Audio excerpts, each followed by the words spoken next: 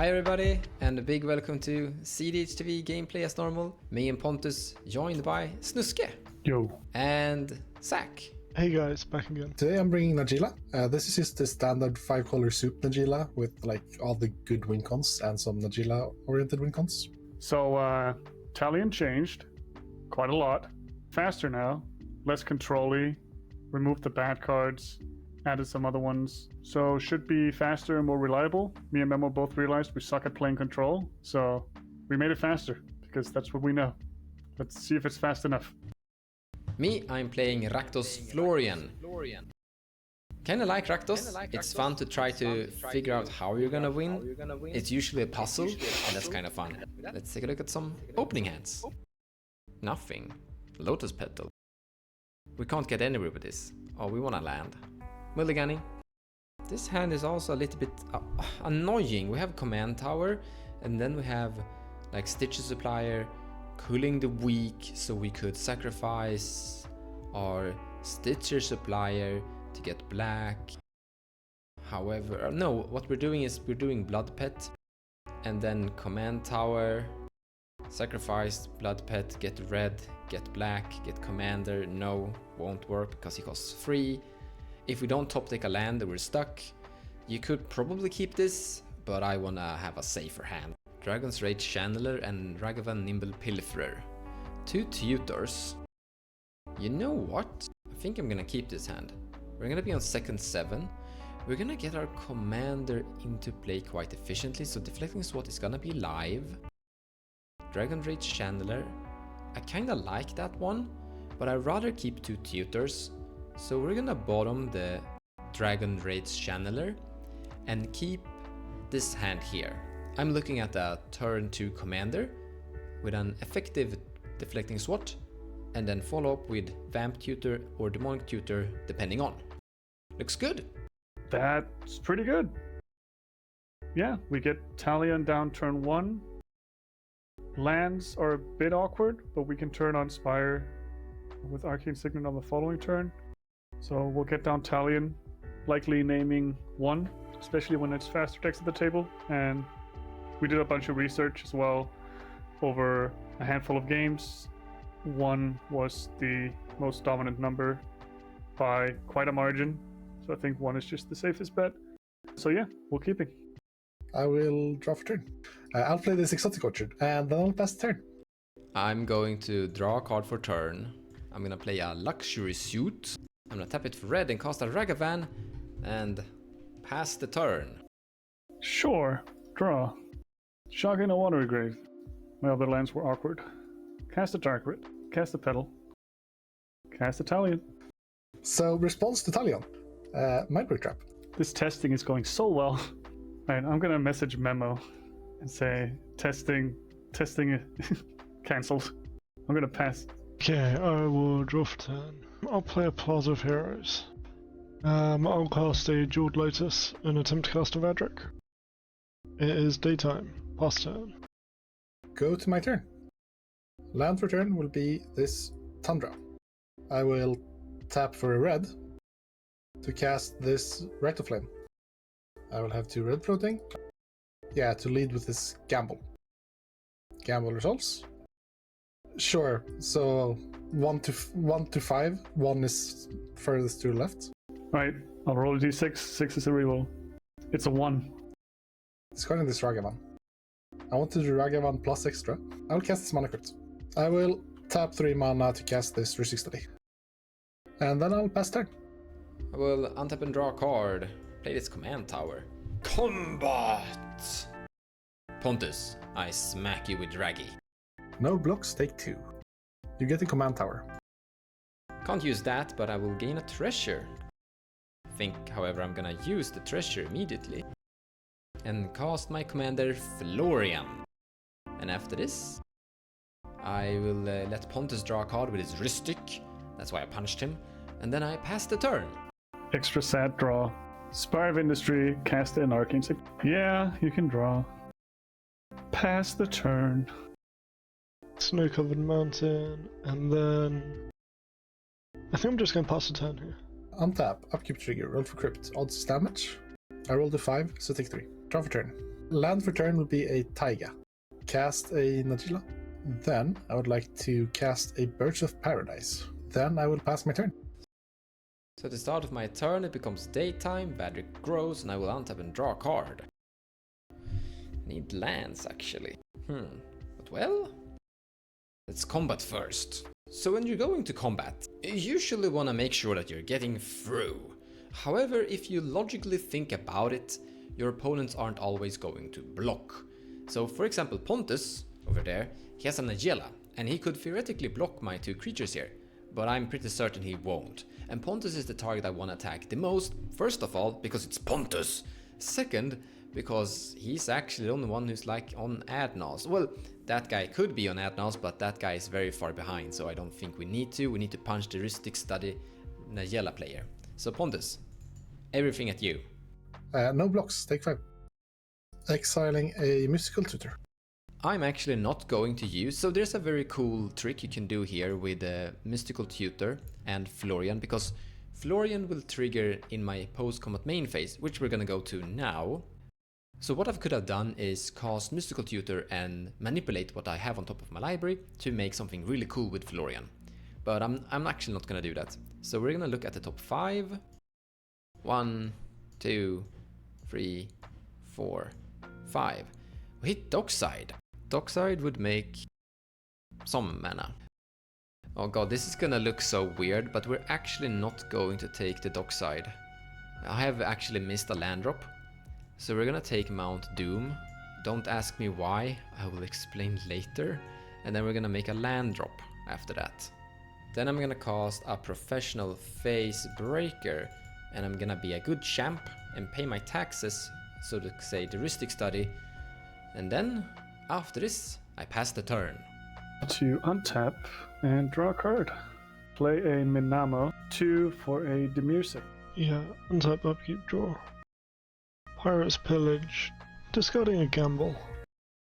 Draw 2 cards, make 2 treasure. Cool, I will draw 2 cards. I'm going to sacrifice a treasure. I'm going to cast Clout of the Dominus, targeting Vadrik.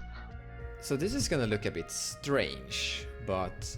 So Cloud of the Dominus is actually really good on that commander, because it's giving it Shroud, so it's hard to hit it. But also it's growing in power, which means that he will cast his spells cheaper. However, that thing will target something, and I would like to change the target, so it's not gonna enchant on Vadrik. Sadly, I can't pay for heuristic study though. I pass on the swap. So Cloud of the Dominus will in that case enchant my Ragavan, I guess, buffing it a little bit. Go to my turn. Odds is damage.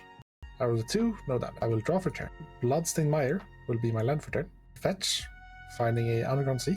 I will cast Arcane Signets. Go to combat at Snuske. Take 4. Before damage, posts no blockers, I will activate Najeela. I will untap my 2 warriors. I will get lifelink, so I will gain 4. To go to my second combat step and attack Snuske for 6. And gain another 4. And then I would like to pass the turn. Impressive, very impressive. I will untap and draw a card.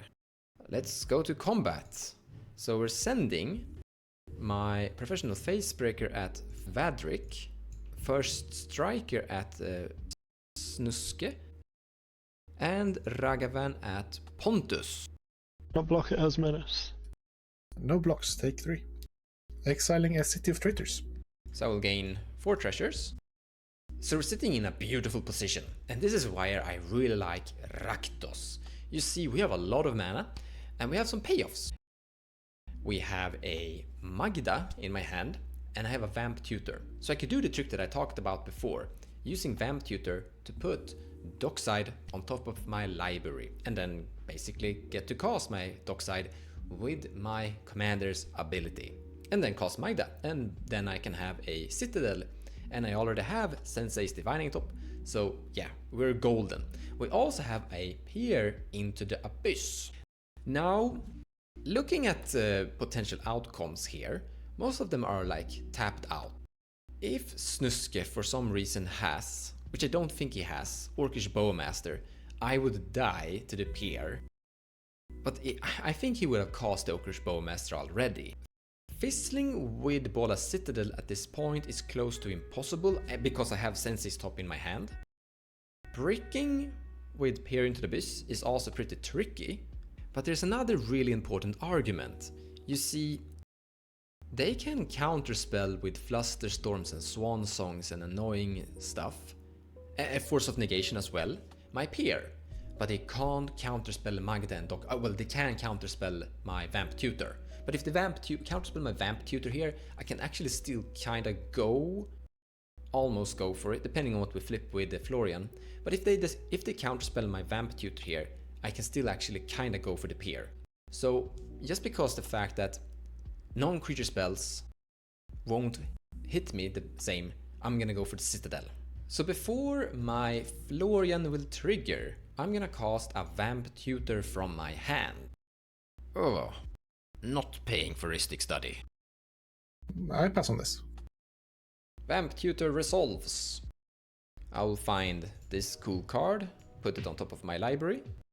Then we're flipping 8 cards, 1, 2, 3, 4, 5, 6, 7, 8 of them. And I'm gonna try to cast my Dockside there. I am not paying for Rhystic Study, casting my Dockside Extortionist.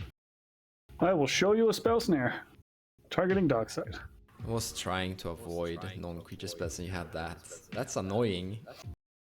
That happens past the turn here. Untap. Draw for turn. I can't just sit around doing nothing. Mana Confluence 1. Cannot pay. Name 1. 1 is also weird. Like Talion versus Vadrik is also just toxic. Vadrik has so many high CMC spells. Pass the turn. And if no one has any actions, I'll pass the turn. It will become Knight, and then I will roll for crypt. Odds damage. Roll a 5, take 3. And then I will draw for turn. Play land for turn, which would be a bad lands. I have too many different lands. Burn a colorless mana, but you don't know that yet. To cast this Summit. Naktamun. So Summit, Vizier of Naktamun, is a legendary creature, human warrior cleric. It has first strike, vigilance, and haste. It's a 2/3. And it has, the most important text is, whenever a creature control deals combat damage to a player, if that creature enters the battlefield this turn, draw a card. It has haste, that's good. It's a warrior, that's good. And the tokens Najeela makes enters this turn. So it's pretty strong. And I have, 5 mana, yeah. I don't like where this is going anymore. Change the equation. It's an instant, it costs 1 and a blue. I can counter a spell that costs 2 or less, or if it's a red or green spell, I counter a spell that costs 6 or less. Trigger Rhystic Study. I will draw. I will respond. Flusterstorm. Yeah, trigger Talion. There will be three copies of Flusterstorm targeting your counterspell. Change the equation is... I pass on Summit. Snuske? Okay. So Summit resolves. Still before combat. Cast this Mox Diamond I drew off the Rhystic Study. I will discard this Gemstone Caverns. My colorless floating can go away, because I will go to combat. I will attack everything at Mons. So 1, 2, 3, 4, 5 warriors. So I will make 5 more warriors. So we'll have, all of these will also go at Mons. So we have 2, 5, 6, 7, 8, 13 damage at you, Mons. Mean. I take 13, but I guess you're gonna activate first. No blocks anyways. No. You take 13. I would like to draw 5 cards. I'll draw 6. We lose exactly the same thing anyways. So yeah, let's just tap 3 mana to cast a Chance for Glory. So my creatures will gain indestructible, and I would like to have an extra turn of this one. But I do have stuff before my next turn. Tap Arcane Signet for a Enlightened Tutor. Just 2, and I'll just put a breach on top. And then I would like to move to cleanup. I go to my next turn.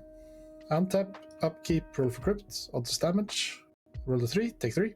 Draw for turn. Why was I surprised for a second? Let's just start us off by casting a Silence.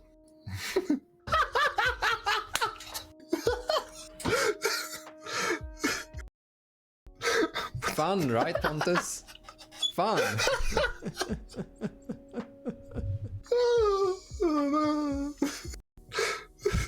I'll sack my treasure and cast Display of Power, targeting the silence. Triggeristic study. I cannot pay. I have no mana. I will draw a card. Did you get it? Silence resolves.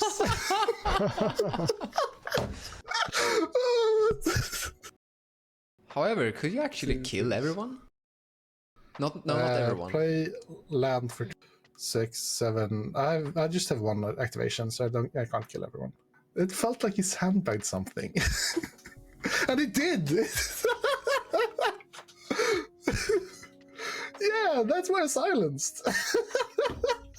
So since I have no actual outs in this list, even if I draw like 30 cards, I'm just going to let myself die instead of attacking people, because why would I? I'm dead.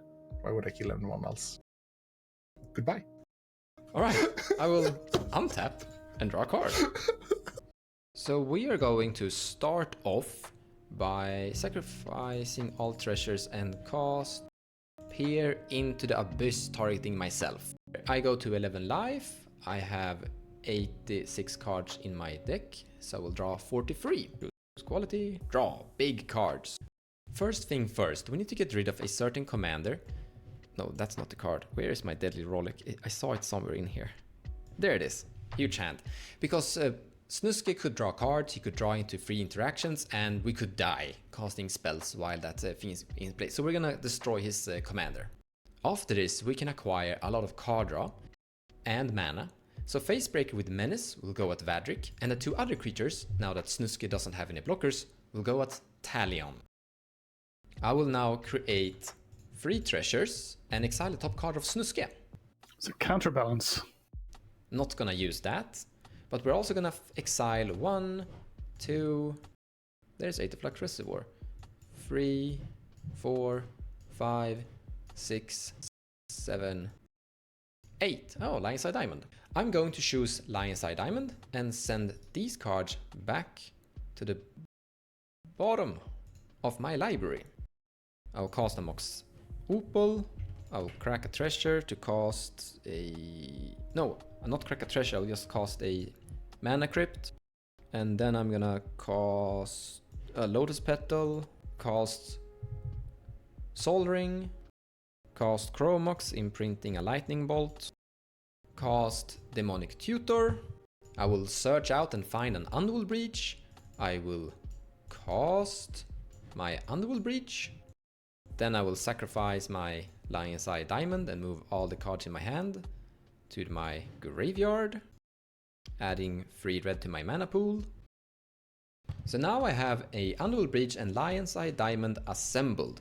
With this I can acquire a lot of mana by simply exiling cards from my graveyard. But I need to win somehow.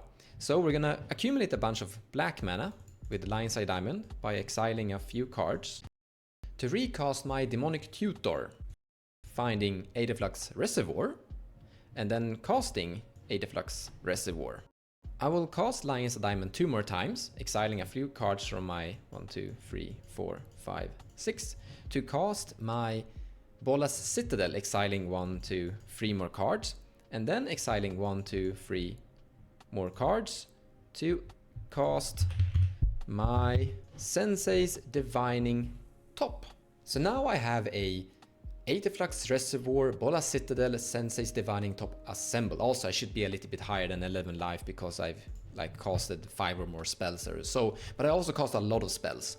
So the moment I pay 1 life to cast Sensei's Divining Top, I will gain a tremendous high amount of life, eventually ending up on something above 150 life, potentially something like 200 or so. And then I will go Laser Cannon with my Aetherflux on my 2 opponents, sending them down to 0 and 0. There we go. GG! I win with Raktos Puzzles. Why do people play Silence? It's such a bad card. You just lose of it. So we actually had a Defabricate for the Underworld Breach if we needed it, but the silence was kind of too good to resist. But to be honest, we got mana screwed for a lot of that game. We were stuck on 2 lands for the entire game, so it was just a struggle. But GG's to Florian.